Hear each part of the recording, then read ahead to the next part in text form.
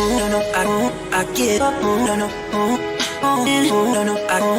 man! Welcome to the show. How are you? Really excited as a parent and as a person of color to have our guest today. Hey, what's up, everybody? Hey guys, what's up? It's Irfan with another episode of the SunnySide Up podcast, where we like to interview folks that we respect, admire, to get a sense of how they approach their work, what benefit and what value they bring to the table. And this next guest that I'm going to introduce here in just a second is somebody that I certainly do respect and admire. I've known him for going on, I want to say about 13 or 14 years. Yep. Michael Magliano, welcome to the show. Hey, Irfan, how are you? Thanks for having me on. So you've got a couple of nicknames that are kind of different people refer to you with these names. Like I'll get a text that says, "Hey, I talked to Mags," and I'm like, "Mags?" What are some of the different nicknames that you have? Mags is probably the most popular, obviously. Okay. Simple, shortened for Magliano. It's kind of funny stories. My dad had a license plate on his 1987 Chrysler LeBaron that had MAG on it. And so when I turned 16, he said, here's the license plate. You can use it. And that was before everything was personalized. So I still have it. I gave my daughter, my 16-year-old just turned, got her license. So I gave her that car. And she's like, I don't want that license. I don't want people to know it's me. So I'm in the process of swapping the plates out to take my license back. So yeah, Mags is probably the biggest nickname. I mean, honestly, we're all in sales. Most people call you all different names. So as long as they're calling you, I really don't care. That's such a positive attitude. So not a lot of people know this, but I'm going to share a fact. When I was first starting my business, I was introduced to you. And at the time, I think I was doing a whopping $300 a month in revenue, right? And I want everyone to know this because this is a testament, seriously, to who Mike Magliano is. He was introduced to me through a mutual connection and acquaintance, and that person says, "Hey, Irfan, you got to meet Mike Magliano. He's a young guy. He's very enthusiastic. He's got a lot of energy. He's a smart guy. You should meet him." I'm like, "Oh yeah, okay, for sure." But this guy kind of said that about a lot of, he built people up a little bit. So I was just like, okay, cool. I'm looking at my pipeline. I'm looking at the people that I got to call, and I'm worried about paying the rent. I'm worried about 50 other things in terms of staying afloat. And so I had a quick call with you, and it was unlike most of the people that I had met up till that point in Chicago. It was actually one of the most memorable calls because we were just we ended up talking for 30, 45 minutes. Almost an hour. Yeah. Almost an hour. And I still, the fact that I remember this, and it was 13 years ago or 14 years ago, is a big deal. And so as a result of that interaction with you, you got me you introduced me to a couple folks, and those led to deals, and they introduced me to other people, which led to more deals, and it kind of allowed me to then take a breath and work on my business instead of in my business.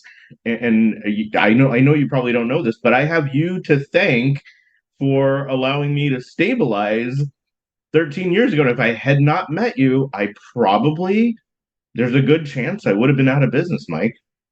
Wow, that's I did not know that. You never shared that with me. So that's amazing. I mean, if you think about it, that's why we're here doing these things. I mean, obviously, as we all know, you have to feed the bottom line, whatever your sales pipeline is. You have to do it because your company or whoever you're answering to is looking for revenue. But the whole point of going about this journey in sales and business is to meet people and help people. Because if you don't do that, it's kind of unfulfilling. I mean, obviously, yes, you can make X amount of dollars in a commission and so on and so forth. But if you're not, at least in my opinion, you're not truly helping people in one way or another, even if it's not on the real estate side or anything else, it goes just as almost like a robotic motion. And you you're in this long term. We're all in this long term because we're doing this for decades and years. And, you're right. It's been about 13, 14 years. I mean, that was the worst time, obviously, in my life because, the recession hit everyone, real estate stopped. So, that allowed me to kind of get out there and meet different people what otherwise I wouldn't have. And you're one of them that's, I consider you a friend and not really just not a business associate. I consider people friends, and I hold that near and dear to my heart because I just want to help people because it's fun and it's satisfying. But again, at the end of the day, there's still a commission you have to hit. But if you do it the right way and you help people, it becomes more of a, it's fun. Yeah, nobody I think embodies that more than you. I learned that from you because I did not have a background in sales. I was a product guy. I like coming up with products.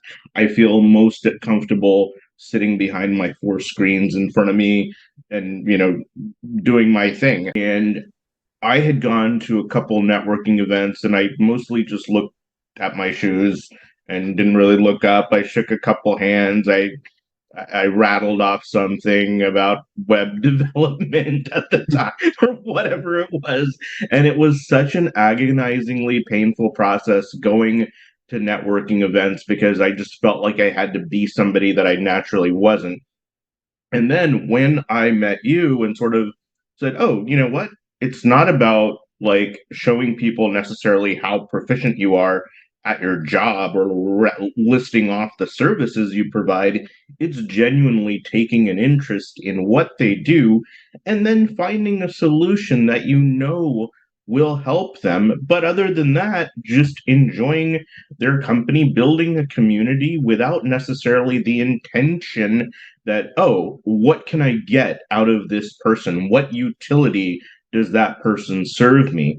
And it's actually the opposite. I think at the time you showed me this little back of the napkin diagram thing Yep. where folks are looking for what are they looking for? And as long as you can put yourself in the center, there's all these little spokes that go out. And so you become sort of the center of, I'm probably butchering the explanation on this, but I remember the picture in my head very Yep. vividly. As long as you're able to uh, support people when they need something, whether that's something that you provide or not, then when they do need something that you do provide, they're more than likely going to come to you. And so often, at least in the early stages of my career, I was very short sighted because I started a business and I needed revenue today, you know, but that's never a long term solution. You've got to think about building a pipeline that feeds you. And there's no sort of short term way to do that. You've got to go out there and build a breadth and depth of relationships. So, talk to me a little bit about your role currently, what you do, and how you've incorporated that strategy into your role. Yeah. No, yeah. I mean, it's more of an evolution because again, when you start in sales, so just a quick background. I grew up in the Chicagoland area, graduated from DePaul. Graduated and I walked in 2001 and basically right after 9/11. So I ended up getting a second degree, staying in school, and got a marketing and an e-commerce degree. I'm not an e-commerce guru because what they taught you in e-commerce in 2001 and 2002 is like preschool, level for e-commerce now. But it was interesting to kind of go through a couple different, mindsets, when you're getting out of college already understanding that the economy just crashed because of unfortunate and terrible events that happened. So, I started doing marketing and research at Grubb and Ellis for the first couple of years, got my real estate license, and I'm like, you know what, I'm gonna try doing some residential. Did some residential part time, and I love doing sales and helping people, and so I finally converted to industrial real estate in 2005 at Grubb and Ellis.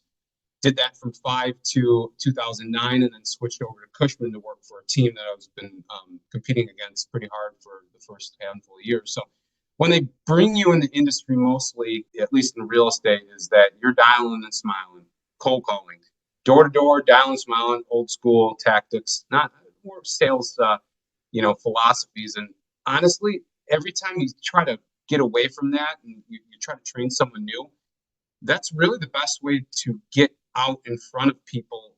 You can incorporate other new technologies and so on and so forth, but getting in front of people. So, all those first 4 or 5 years, I was just dialing and smiling and a couple transactions here, a couple transactions here, built some relationships. But, when I hit 2009, I mean, the rug got pulled out because, I mean, there was very few industries that was unscathed in the 9, 10, and 11 crash. So I was just one of them. Unfortunately, I had enough other networking partners and kind of I call them mentors to help me put together some of my thoughts where I'd walk into a meeting and ask them, how's business? And they said, well, they have put an adjective in front of the recession. Mostly they're 4-letter words, and I'm like, I can't help you with recession, but what else is going on in your business? So literally over the 9 and 10, I was more of a therapist than a real estate broker. And I was talking to them about all these different things, and they would tell me they have an issue in HR, they have an issue in operations, supply chain, banking. I mean, you name it. So I was taking a blind survey of just almost check marks on a notebook. And then that's where I met you. I had a couple really good mentors that said, look, this is something that's unique if you can develop it. And that kind of fueled the idea of basically creating the wheel, being in the center of the wheel and basically spoking out to all my partners out there. So when a business owner or even another networking partner said they had an issue, I would literally just say, look, I can help you. I'm not just the real estate guy. I'm more of the team member. And, we're in Chicago, so you can easily just say, I got a guy. So honestly, it's just one of those things where it just kept, kind of, I don't want to say snowball effect, but it kept expanding where I was able just to meet a lot of good networking partners. And then every time I met a prospect or client, I would say, look, I'm here to help. We could talk about real estate. I love plant tours, and then it just kind of fueled my ways into, some of the other manufacturing associations I'm part of. Technology Manufacturing Association, I'm on the board. The reason why I'm on the board, I'm fortunate that I'm the only service provider ever on the board that's not a manufacturer or provides the next level into it, which is an honor. But what I did when I walked in there, I said, what do you need? And they said, we need members. So I brought in about 14 new manufacturers in the last decade. So again, it's not, you could tell when someone's really excited to help. And that's just how I want to be, viewed as someone here to help.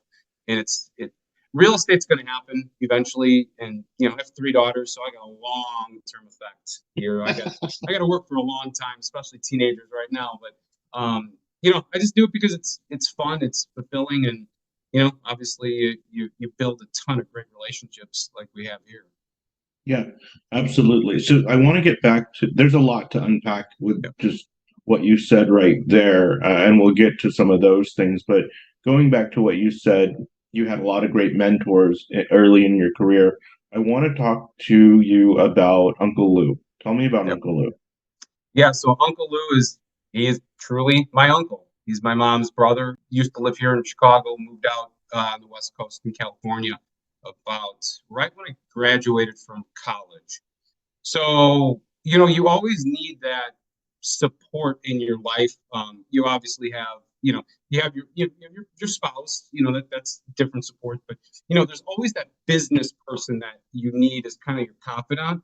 And my Uncle Lou is, of course, the Italians say it's pretty, pretty standard that everyone has an Uncle Lou, but he's the one that I go to for every single business advice, any type of thought process in anything. And he's been the backbone since, I don't even know, before I was in college. But I'm very fortunate to have someone like him. I did talk about it, on another, on the video series I did on my LinkedIn. But I don't know where I'd be without him because, again, every single, we had weekly calls during the recession on what could I do differently, what's going on, what he sees. And he sees a lot of different things from higher up. He does a lot of investing in terms of managing some portfolios and so on and so forth. So it's really interesting his perspective. And what he did, what I take away now is he listened. And that's one thing I try to do. Obviously, that's the whole backbone of meeting someone. It's about listening to them. And, I'm excitable. I like to talk. I like to wave my hands. It's just, something like that. But but you have to take a step back and listen to what's going on and what people are really telling you and what they're needing. So he's helped in every way possible, from a late night call to just he stopped in a couple months ago, which was great to see him. And so I believe that everyone needs some sort of mentor figure in their life. And sometimes it's not there and you have to go out and search for it. But I want to be that person to the next person that I can influence. And I think it's just, again, how you pay it forward and kind of take all the advice that someone's giving you and share it, because it really has resonated with me. It's clear. I mean, I think your level of maturity at a relatively young age, it's evident that you were impacted by somebody older and who'd been around the block multiple times. You can always sort of tell when there's like an old soul in the room, which clearly I think you have. Talk to me a little bit more about, your role, the day to day of what you do. I could never do. I think it is hard. You've got to. It's like going out in the boxing ring every day, right? You get punched in the face over and over again, and it's not like I've not tried. So talk to me a little bit about how you get yourself psyched up, right? You're in like the truest form of sales, and you've got something that is you're selling that has a long sales cycle. Talk to me a little bit about the day to day, outside of the fact that you're a mentor to folks, you're there to listen, you're helping people out, you're with what their needs are. But at the end of the day, there comes a point where you got to feed your family, you got to grow a business. Structurally, what are the Yep. components? What are the logistics of your day to day or week to week? I mean, essentially, with fancy titles that Cushman gives, I'm an industrial real estate broker.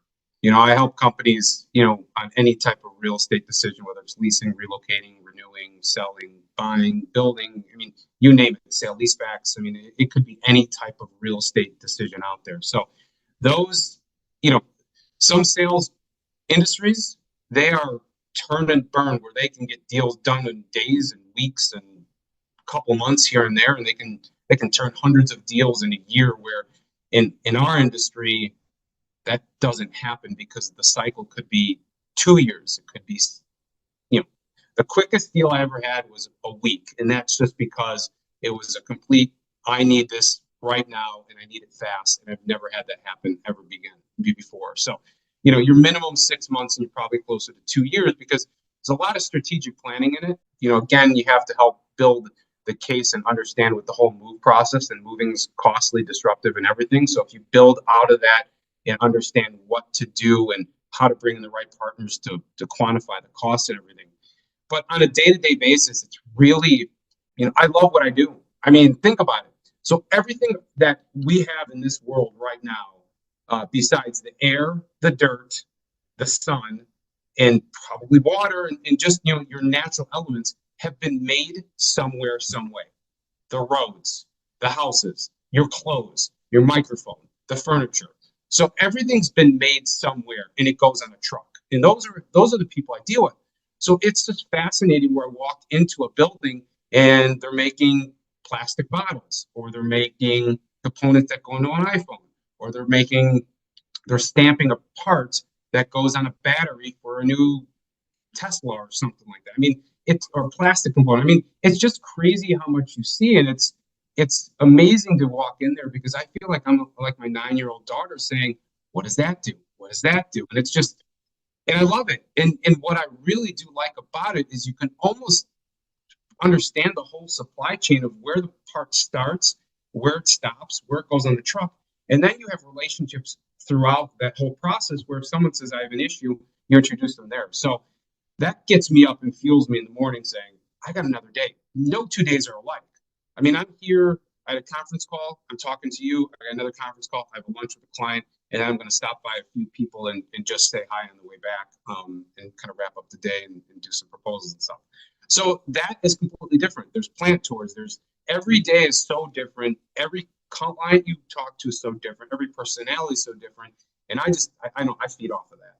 And yes, the cycle's long. You have to build a pipeline. You have to be in front of a lot of people. You still have to make calls. Cold calling still is your basis. I always view that 50% of my business is still blocking and tackling 101. It's broker 101, where regardless if it's a pure cold call or you're stopping into someone you already know, or you have to do 50% of getting in front of people one way or another. I don't care if it's on LinkedIn or if it's an email. They just have to be in front of people that builds your business. And then the remainder is like a combination of about 30% of the manufacturing associations I'm in, and then the remainder is pure networking. So you have to build the pipeline. You have to look at forward thinking. I've talked to people for 20 years now that have never done real estate transactions, and they may call me never. They may call me next month. They may call me next year. You don't know. So you take every relationship as something where you can build upon and learn upon, and you just keep going. And I just have a personality that keeps me going, that it's fun, and I make it almost a game. It's sales, don't get me wrong, it's stressful, and I love sports, so it's kind of a competitive thing, which I think a lot of people in my industry have that competitive nature in them. I love it. There's something that you said a little bit. When we were kids, we used to watch the Sesame Street, right? And on Sesame Street, they take you on these little field trips of sorts, right? Where they show you the candy factory, or and you see how the candy is made, and you're just like, wow, it starts as like this something totally raw, and it ends up beautiful and packaged for thousands of people to enjoy, right? And I think, I don't know, it seems clearly that you vicariously get to live through it's almost like an adult version of Sesame Street, where you get to see how all these things actually come to life. And the other interesting thing is, so I've got a client that's a manufacturing business, and it was fascinating to me to have the opportunity to walk through their plant, to see all these people working together in a common goal to get stuff out the door delivered on time. So all these people who have absolutely no idea how it got put together, the work that went in there, can enjoy their iPhone or their Tesla or whatever that they happen to have. And I think those, and I hate to sound dramatic, but those are really sort of the unsung heroes that just sort of work away. I mean, these companies often have 2, 3 shifts, and they're open all hours of the day and night, and whether it's hot or cold outside, whether there's a blizzard outside, these folks are working. And you walk through the factory floor, they're some of the most down to earth, nicest people that you see.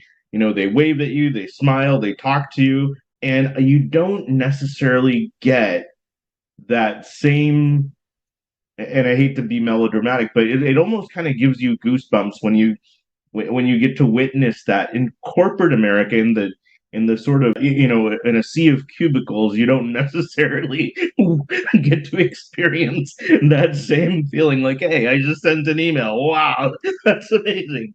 So I can certainly relate. I mean, I think you get to set up folks, and here's the other thing. I was recently doing a tour where they upgraded the factory, or the plant. I don't know the terminology necessarily, but with air conditioners and more light and all these things that you would think are just like basic fundamental things, right? That everyone would have. But the folks that work there were just blown away. The new break room has got multiple vending machines. There's a taco truck that comes by. There's skylights installed. There's air conditioning in these hot Indiana summers and whatnot. So you being the individual that, do you take into account when you're working with somebody how it's going to affect the day to day? Maybe it's the production output, the culture, the vibe that it gives people when they're working there. What are some of the things that go through your head when you're helping a client select their space? That's a really long-winded way to ask that question.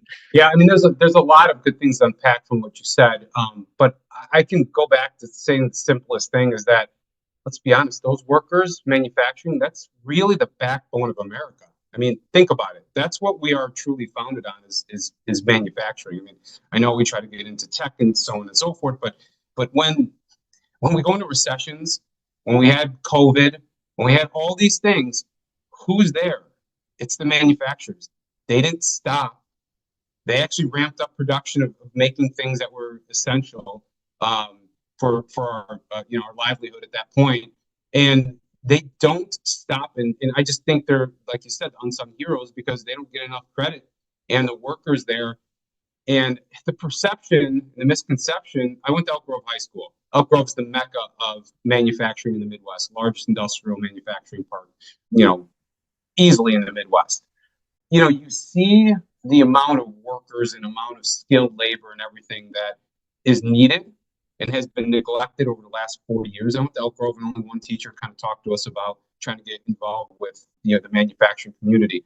And unfortunately, over the last 40 years, people have portrayed it as dark, dirty, dingy, can't do anything. But let's be honest, college costs are significantly higher and ROIs in college are way down now for professions.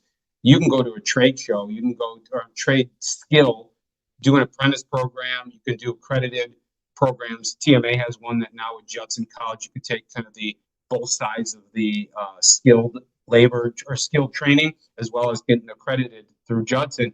And you can get out of college with minimal debt and a job paying 5, 6 figures. I mean, obviously 5, but close to 6 figures if you're a welder or some other trades. Or you can just go into apprentice field right away and have zero debt and make a very, very good livelihood with room to grow within an organization. So yes, manufacturing is manufacturing. It's make something, but the way it's come along through technology and the different machines, automation, the quality and the employee as comfortable as possible in the plant.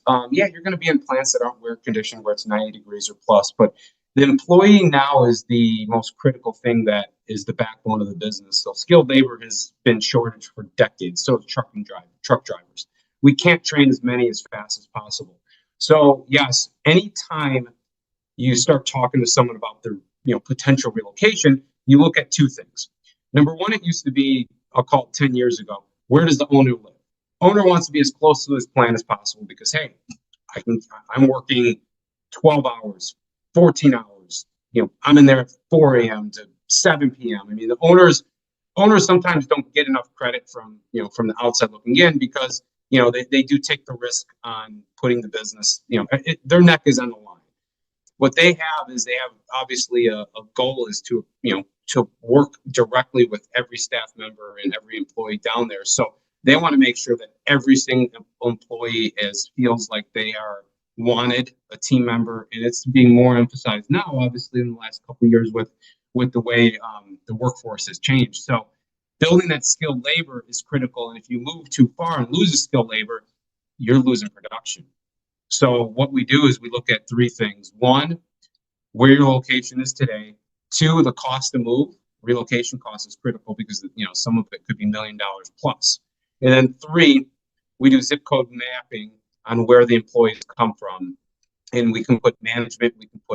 We can put any color code on different employees just by taking zip codes and putting down, and then we can figure out center point, drive times, and so on and so forth. Because losing even 10 employees, I had a client who in Downers Grove about 6 years ago. They had a $20 million check from Alabama down there to relocate. Large corporation. They couldn't even move from Downers Grove to Aurora or Bartlett or anything because they were so worried about all their skilled labor, and that was going to be kind of their headquarters for that their gear engineering lab. So that's how critical it is, and so it is amazing to see the transformation of some of these plants to bright and air conditioning and more automation. It's becoming more automated than that. Certain processes are becoming more automated, which brings new skill sets. And now the colleges, the high schools, the different manufacturing pathways that you have are kind of working together, but we're still decades behind to refill that pipeline of employees. Wow. Okay. Are you concerned about the future of manufacturing in the United States? No, not at all. It's actually the opposite effect. So we'll call it the decade before was, the move to China, to move to the next country that was cheaper. Now with COVID and the need for redundancy to protect your supply chain and to make sure that if another SARS event, I mean, let's be honest, this is the third one, this one shut down everything. So imagine if you have your whole supply chain in China and they shut down multiple times during COVID. Where are you getting your product from? So what they're doing is reshoring or nearshoring. Maybe it's not to America, to the United States, but it's going to Mexico. So it's coming over here more in multiple facets because again, if something happens or something we go through another event like that, you can put it on a truck in 2 days as opposed to sitting at a port backed up between uh, 60 different ships that are stuck there. So the need for that planning and to have it tangible and close is something that is going to be a long-term effect, and it's going to continue growing here in America. It's great to hear, man. It's great to hear. Talk to me a little bit about, we're going to shift gears just a little bit. Talk to me about your biggest challenges currently. I mean, for everyone, it's time. The number one thing we'll never get back is the civilization, is time lost, time spent. It's always time management because it's how could I help as many people as possible in a realistically time frame that is still going to make sure I don't completely burn out. Because again, my job changes from day to day because again, I can go out on client meetings, client tours.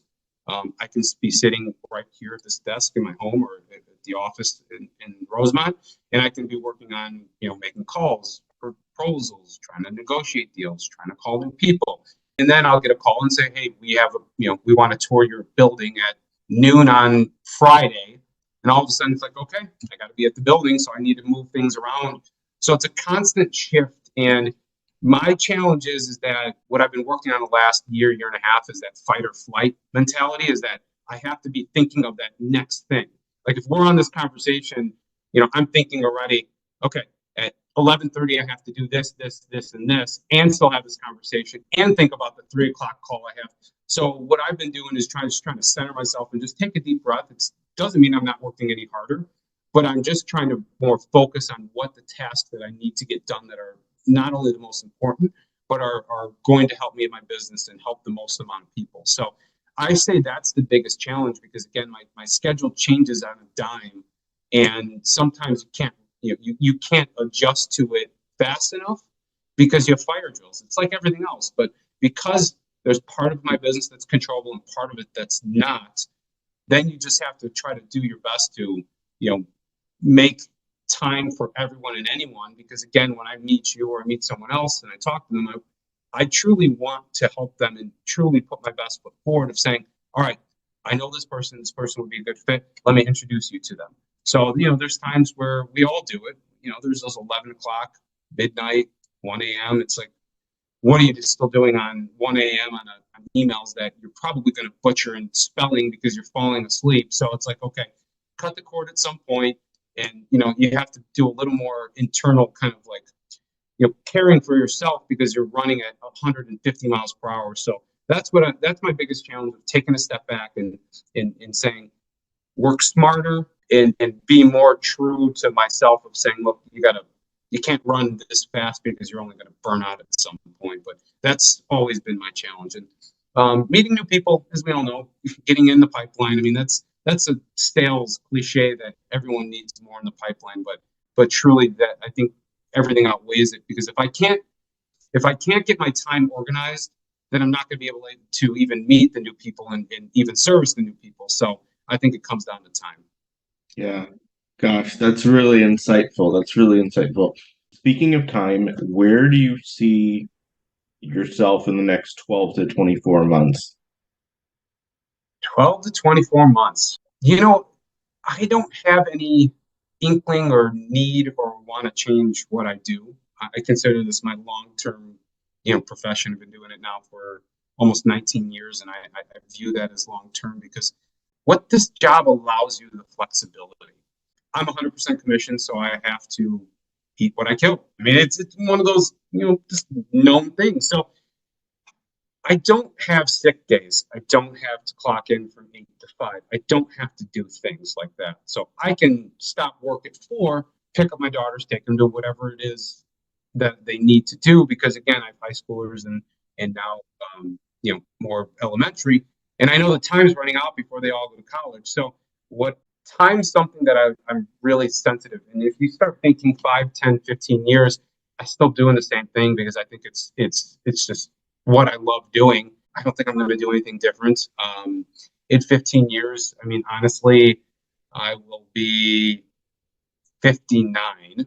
So I'll be getting to 60. And, some people say the 60, once you hit 60, it's the time for you to kind of do different things and slow down. But I honestly, if I wanted to take a week and go sit somewhere else in the United States or the world, I can do that because my business is remote. So maybe towards the latter end of that career, maybe I'm spending a week here and there, just enjoying a different scenery and a different part of life with my kids out of town, but still working and helping people. So 5 years, 10 years, I think it's all relevant. I don't see any change. I think I enjoy what I do. I don't think I'll like there's other parts of real estate I can get into, but this is this is my passion. Wow, that's really, really cool.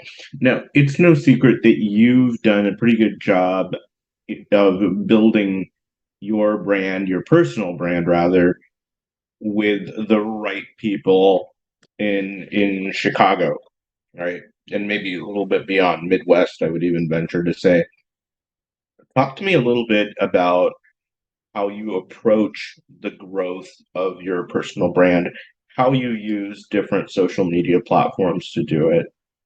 Yeah, I mean, honestly, I don't use it enough. Let's be honest, I don't, because again, you go into the time factors. Once you get caught up with a time sensitive deal or time sensitive things that need to get out, you're like, oh shoot, I should have posted something on LinkedIn or Twitter or Insta. I don't use Instagram, but whatever it may be. But I just did this. You saw it, obviously, the video series with James Yeah. Predictions. She did a great job, and she made it seamless. And I'm trying to make things as easy as possible. And what I did was we had this interview for like 2, 3 hours, and the talent that she had to put it together to give my story, put my story out there. I was a little hesitant to do that because you kind of feel a little uncomfortable doing that, but that's part of sales. You gotta do things that you're uncomfortable with. That obviously will help you build your name, your brand, and everything. I mean that obviously in a good way when you talk about uncomfortable. But I think again, it's meeting people and just being true to who I am and just getting out there and talking to people. Like I said, I'm big into manufacturing associations, distribution. Those associations that are the backbone that help these companies.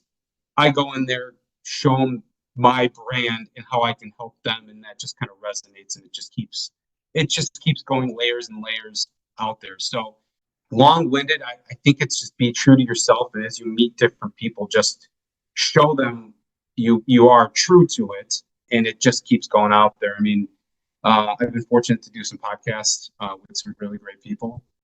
Just did one with Jim Carr, manufacturer, just recently, and I got obviously I have a couple more that have been talking with different people just to talk about different things. But again, I'm fortunate to have great people around me, networking. I'm trying to put together a little, not a full podcast, but a snippet, I call it. With Julia, I'm trying to do that as well, and we're going to try to kick it off this winter.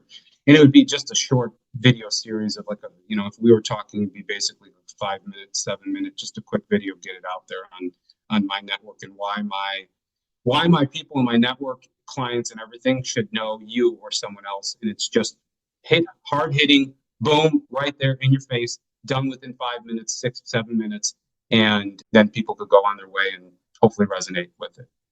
Yeah. And I think what's been interesting with you is as you've become more networked, people begin cross-referencing you like, hey, Mike? Oh yeah, Mike Magliano. Oh yeah, of course. Okay. So it's like you're a known quantity. So they're less likely to have you jump through all the hoops as they would maybe somebody who's not as well networked or well connected as you. So that certainly is something that is a testament to how important it is to just be consistent. And one of the things that I'm getting as I'm already reflecting on this interview with you is a lot of what your advice is and your sort of lessons are really just fundamental stuff. There's no secret sauce to why you're as successful as you are. It's just putting in the work, and there's no substitute for that. That's really, really cool. Is there a book that's had an impact on you that you would recommend to others that's sort of helped you in your career or so forth? Yeah, I'd say that's a fault of mine, not reading enough. I always get started. It's one of those things, like I said, with time and kind of you're doing multiple things. I need to sit down and really truly sit down and read. One that I thought was really interesting was, I can't remember the exact title of it. I got it from a client, and it was Negotiate Like Your Life is dependent on it, something like that. So it was a tariff negotiator for, obviously the United States. He wrote a book on how he utilizes the practices that he used with negotiation with his family as well. And it's not like he's holding a hostage situation with his kids or stuff, but there's ways to go about it and the ways to talk to people to, possibly disarm.